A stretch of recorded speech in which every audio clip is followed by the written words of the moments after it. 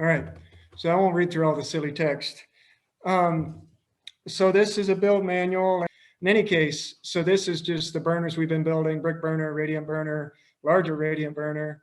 That's those first two are 18 volt. That third one is 48 volt.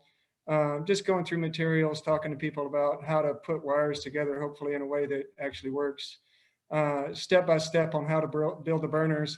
It occurred to me that some people are not going to be able to get heat resistant wire, so I showed them a design of how to just use the cement to insulate the wire. You just strip the wire back.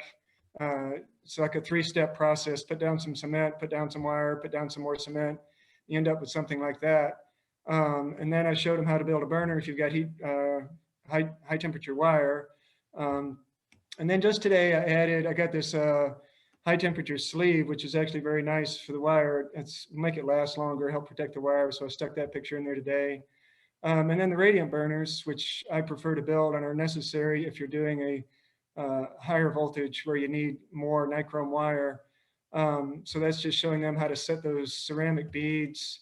And again, this is a 48 volt burner with 64 inches of wire in it. So that helpful to have the beads to do something like that. And that particular cooker, well, I'll show you a picture of that later on. And then the cookers we're taking to Jamaica, the ones that are easiest to build, are the bucket cookers, the Pearl and the Ashley. And if you've got a piece of Dutch pipe, these are super easy to build. Or even if you've just got a rusty piece of roofing metal, you can bend it in a curled shape around. We've been using the Bain Marie pots, which are steam table drop-ins, but any kind of tall, narrow pot would work. You make a tube a little longer than the pot, make it so the pot slides in there kind of loosely, stick a bottom on the pot. I've been using pop rivets, but sheet metal, screws, or wire, or anything to hold that metal together would work. It doesn't have to be super sturdy. Put some holes at the bottom if you've got high temperature wire, or a slot if you're using low temperature wire. Drop the burner in there. Now this thermal switch, I haven't gotten Pete's thermal switches yet. When I get those, I'll put those in here. But that's the thermal switch I've got for now. And that's the high temperature wire coming out of the bottom of a tube. And then this second picture down there shows the low temperature wire coming out of the bottom of the tube with some cement around it. And then that just shows using the cement as an insulator, basically. So you can use cheap, crappy wire to build these tubes if that's all you've got. And then you just 5-gallon bucket, put some, we've been using Aramid, which I really like it. It's a nice high temperature fabric, but if you don't have that, you can use tinfoil around the top. We tape it to the top of the tube, fill the bucket half full of perlite is my favorite, although wood ashes works too. The perlite's going to be a lot more durable. Drop the tube in there and then fill up most of the way with perlite. Again, we're using rock wool bat and Aramid around the top, but if all you had was tinfoil and wood ashes, you could do it that way too. It wouldn't perform as well, but it would cook to a degree. And that's the finished product, more or less, the bucket of it at least. There's 5 of them, or 4 of them. The one on the left is actually the one made with wood ashes. Those other 3 are different size pots. And that's just explaining that you can do it with wood ashes as well as perlite. And then the lid, we either cut the top 5 or 6 inches off of another bucket or just use a metal band, cover it with one side with either a high temperature cloth. And I found this high temperature cloth that's cheaper than the Aramid. It's a fiberglass welder's blanket. And it works fine to use it in big pieces. If you start cutting it in little pieces, it kind of falls apart. The fiberglass welder's blanket's about, 70 cents a square foot. And the Aramid is about $3.70 a square foot if you buy $200 or $300 worth. Anyway, so you just, make a lid, put some insulation in it, fiberglass or rock wool, close up the other side, and that's your lid.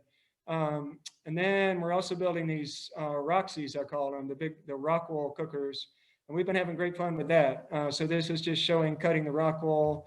That's making a large box. This is the biggest one we've built so far. We're using the high temperature RTV silicone basically as an adhesive. And I don't know if this is the best way to do this or not, but this is what we've come up with so far. Just tape it together. Again, we use Aramid around the edges because that's a more durable material, but tinfoil would work. You'd have a bit of a thermal leak, certainly. And then the base on this one. Now, this is a big one. This is the biggest one I built. This actually uses stovetop burners in series. to accommodate the fact. So what we have at LEF, our biggest system is a 1400 watt system that we do a lot of for daylight drive. It's 180 volts. So we run a bunch of industrial motors and whatnot. So I built this to kind of be a small parasite on the side while we're running our industrial systems. The interesting thing about these DC systems is you can overload them about 300%. So out of that 1400 watts, I can run 4,000 or 5,000 watts worth of equipment all at once. Now, naturally, you're not creating energy out of thin air. It's just that all these systems are very flexible. So this is a large oven, and the cheap way to knock that voltage down to a smaller wattage is just put elements in series. So we put 3 elements in series, but I used a set of switches so I can run 1, 2, or 3 elements all at once. Now this is a sizable oven. This is a 6 bread pan oven. Not too bad. I haven't tried to figure out how much this costs, but certainly less than 200 bucks. And I've got a set of switches. That's the finished build at the top. The bottom is just a little schematic. So we're controlling it with a timer. Certainly bigger stuff like this, you want either thermal switches or timers or both. And then a couple of what are called double throw switches. That's a switch that throws in 2 directions. So I can turn on 1, 2, or 3 burners all at once. So that's our biggest oven. This is a 330 watt oven, 48 volt off of a different set of panels. The cooks have been using this one every day. They absolutely love it. You can cook 2 meals a day for 10 people with this box. It's great. So what's been happening for us is the small cookers, we're running one of those at a time. That warms up a few leftovers, and these bigger cookers, this bigger cooker gets used to cook the meal. Yeah, it's working out great. And there's a couple of smaller ones. These are 18 volt or 12 volt nominal cookers. So the Rockwool is a little more expensive, the sheet, but gives you a lot of flexibility in terms of building bigger cookers.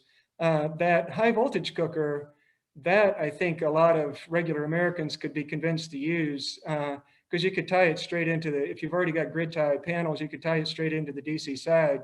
Now, naturally, you'd have to know how to do that without getting yourself electrocuted. So if anybody's listening to this, high voltage DC is the same as high voltage AC. It will hurt you, or it's worse even. So don't play around with that if you don't know what you're doing. So that's just the Rockwool, and then a materials list.